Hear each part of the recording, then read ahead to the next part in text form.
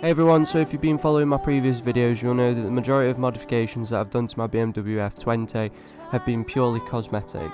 However, in the upcoming videos I'm going to be focusing on performance modifications for an upcoming project that I've got planned, so let's get started.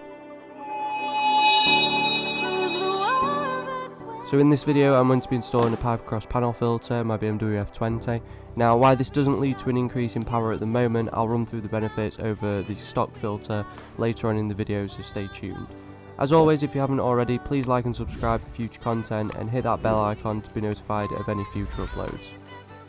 So unboxing the panel filter is very basic. In the box is a warranty booklet and there's nothing really more to it.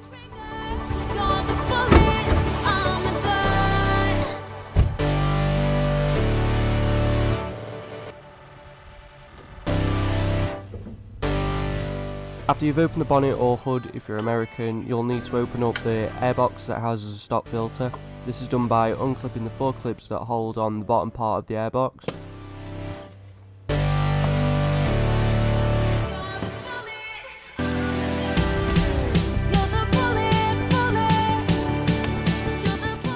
Once the 2 pieces have been separated, take out the old paper filter and replace it with the new one.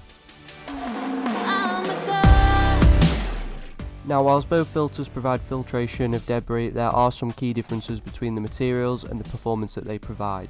So paper filters like the OEM filter on the right are found in the mass majority of cars as they are inexpensive and perform adequately.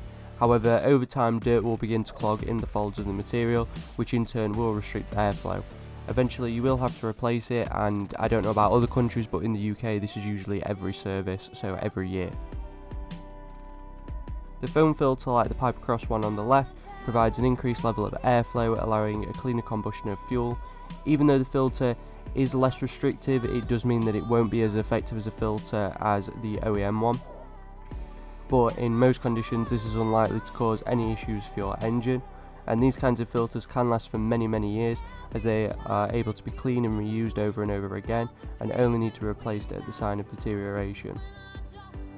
So before reinstalling the new filter, I did wipe down the inside of the airbox with some APC, and I did forget to mention in the previous part, but the main selling point for these type of filters is the addictive induction noise, especially if you've got a turboed car like mine.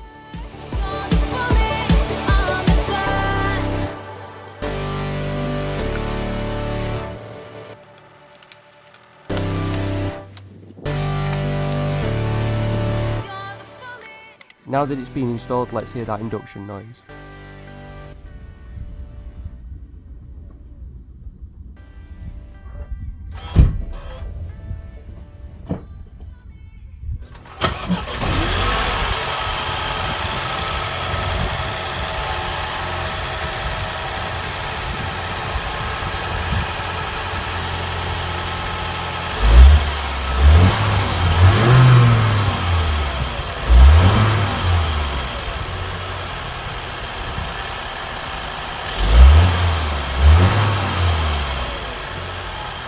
So that's all from me this week, but there are more videos coming, so please subscribe, and if you haven't already, watch some of my previous videos to see my journey of modifying my 1 series, and that's all from me, so I'll see you in the next video.